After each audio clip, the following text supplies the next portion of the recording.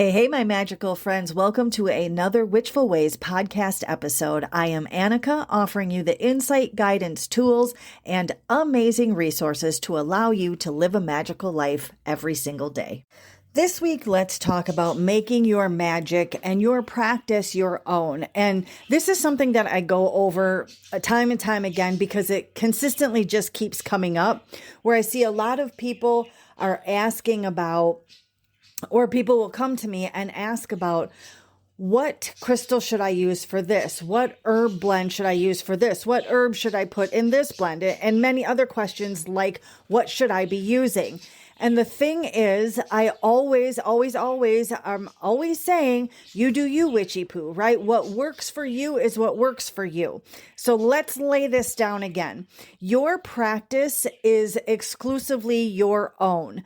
Now, I'm going to put a little caveat to that because if you follow, let's say, a Wiccan tradition, then you will be more strict to the rules of that tradition, right? Because that is a religion. That is your belief system and the traditions that go along with it. No different than Catholicism or Judaism or anything else, right? You have your own religious aspects.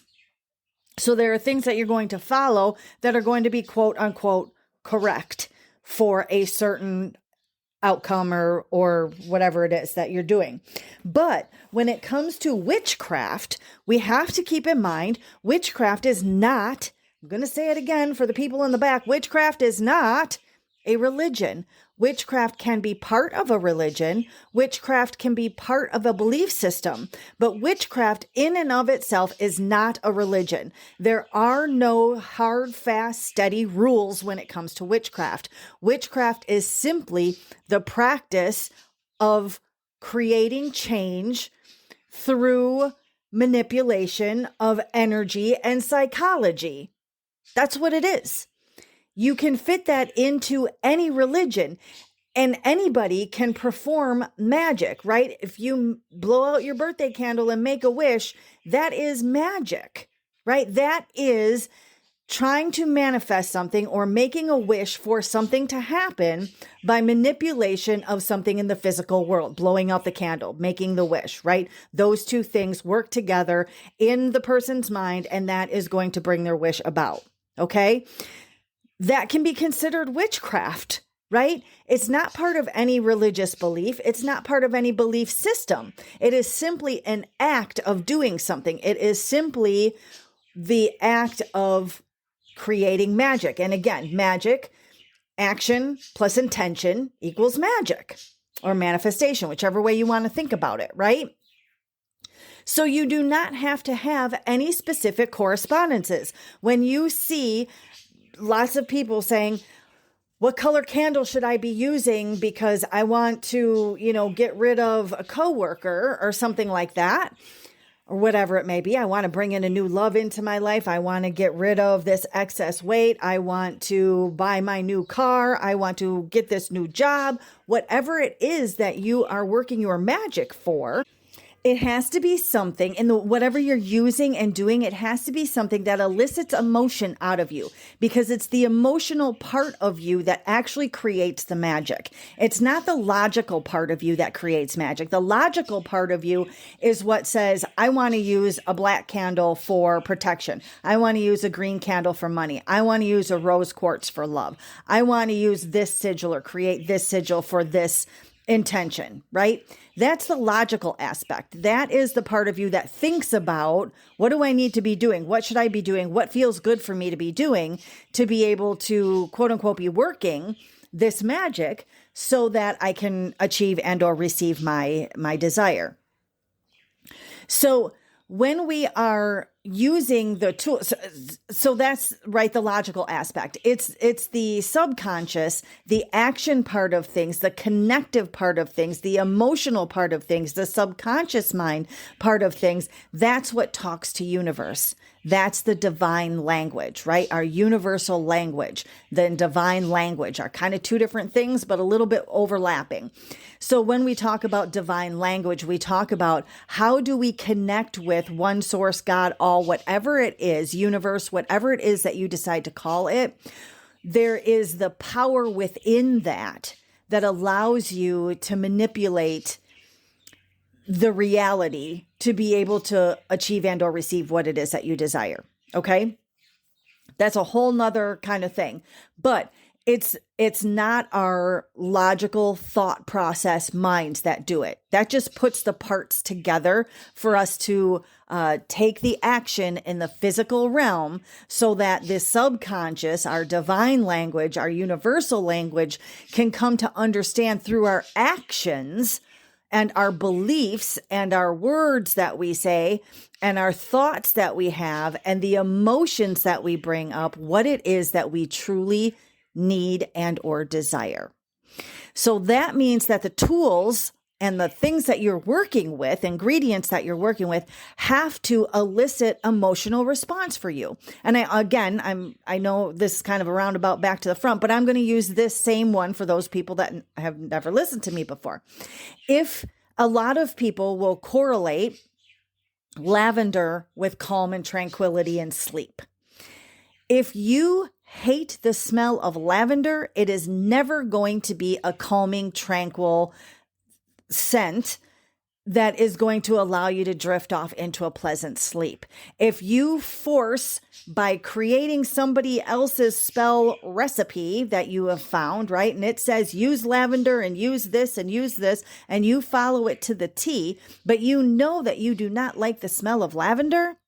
When you get done and you put that, let's say you made a dream pillow, right? Whatever, you put it under your pillow or in your bed or next to you or whatever.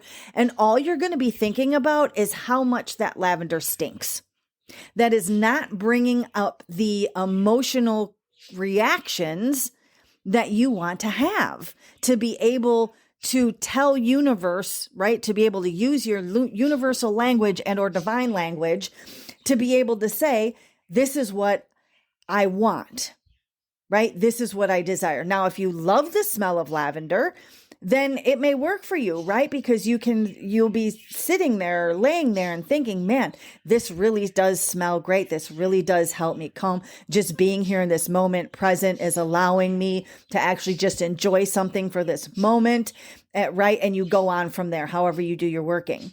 But again, if you're sitting there going, man, this lavender stinks, it's not going to work. Because it doesn't have the right frequency. It doesn't connect with you in the right way. I don't care how many other people use lavender for sleep. If you, or tranquility or calm or whatever, if it doesn't elicit that response from you, don't use it for that. Find something else. Maybe it's carnations. Maybe it's roses. Maybe it's lily of the valley, whatever it is. Maybe it's tobacco. Maybe, right? Like whatever it is, you need to go through and start understanding that you have to connect on such a deep level with the ingredients that you use. Now, this, because correspondence charts are great for people that are starting out, they're great, but they were created by somebody else through what those things elicited emotionally for them, right? In the United States, there's a lot of people that will use green or gold or silver sometimes for money. And their candles and colorings and right, whatever, my prosperity rice is in green color. We use green because in the United States, our money is green and gold and silver. If you go to another country and somebody else that's practicing in another country may not use those colors because they don't correlate that to money because maybe their money color is yellow. I don't know, right? Like what other countries' colors are. But I'm just saying, you have to make sure that it relates to you because the correspondence charts means that Sally that wrote the chart in 1642 or wherever it was that was writing it down or created it in the mid-50s for Wicca or whatever, right? They're saying these are the colors that we are using for our tradition. That is different. That is following, again, a religious aspect, which means that there are certain things that will correlate just to that tradition. So if that's what we're talking about, then you need to stick to those things and know that that is the traditional way that it's done, right? Or the traditional tools that are used. But if you are working on just your own magic, and maybe you're Catholic, maybe you're Christian, maybe you're Jewish, maybe you're don't relate to any of those and you just are, right? You're just spiritual. Maybe you're pagan, maybe you're whatever. You're just spiritual in nature and you know that you have this power, because we all have this divine power to tap into, to live our best life, live our most magical life every single day, right? But again, we have to be so in tune to it to be able to do it effortlessly, which is where you want to get. I started out in working my spiritual aspects and working my magic in 1984. Up at this point in 2025, I no longer have to put the amount of effort into manifesting what it is that I want, bringing it about, whatever, that I did even 10 years ago, right? 20 years ago, 30 years ago. And definitely not as I was working it back in 1985, trying to learn all the things and figuring out what I actually interact and react with. Because here's the thing, as you grow into cronage, as we become vintage, you are going to, again, get a deeper understanding of your connections to the ingredients and the tools that you use, if you choose to use tools and ingredients. So this means that I no longer have a cabinet that has 52 or 58 or 104 or whatever, 25 different herbs in it. You know why?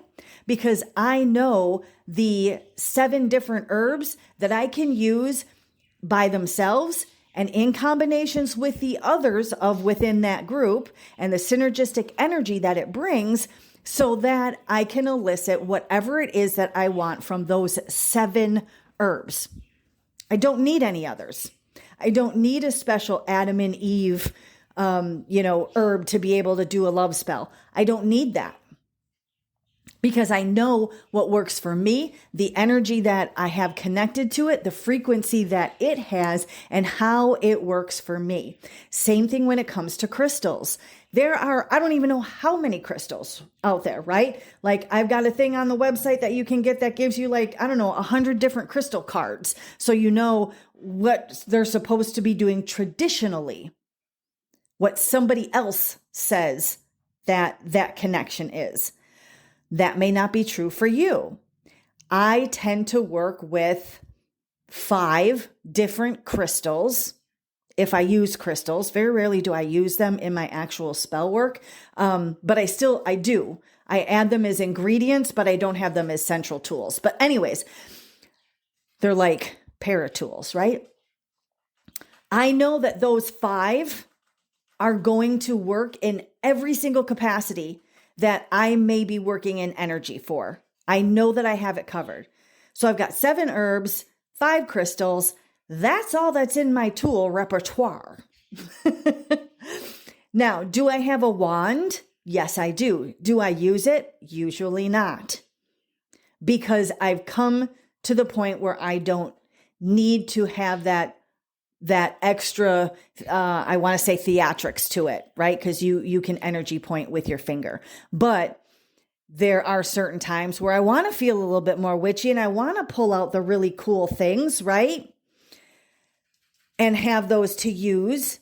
And it just raises my vibration then. It just brings up that energy even more because I'm feeling witchy. Kind of like when you're feeling really good about that little black dress that you're putting on and that you're going out in, right? You feel really good. You exude that energy when you enter the room of the party or dinner, wherever you're going to.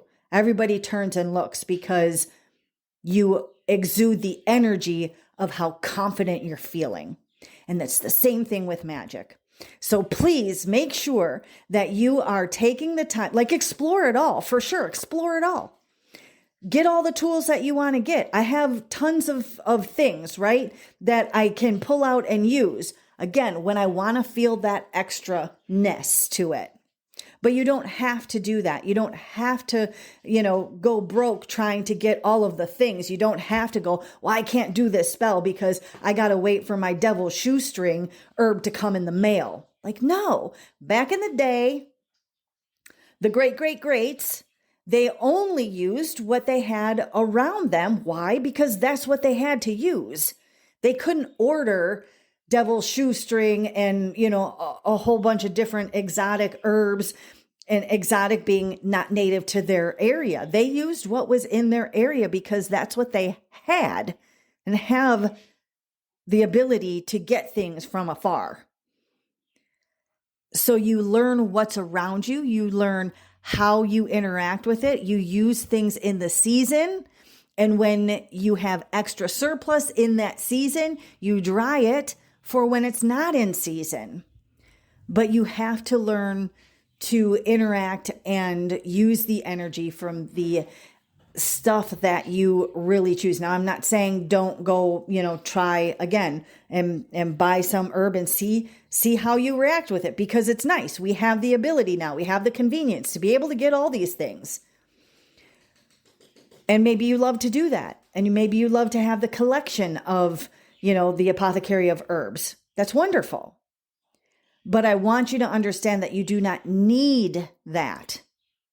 So for the broke witches, you do not need that. You have everything that you need probably in your kitchen to be able to perform some of the most powerful magic that you can imagine, right? So again, the last of it is just make sure that you're taking the time to actually learn how you interact, react, and resonate with the ingredients and tools that you are using, and then bring it down so that you can, in a moment's notice, if you need to, I need to do this quick spell out, or I need to burn this thing, or I need to make this sigil, or I need to do whatever it is, that you have it available to you at any moment.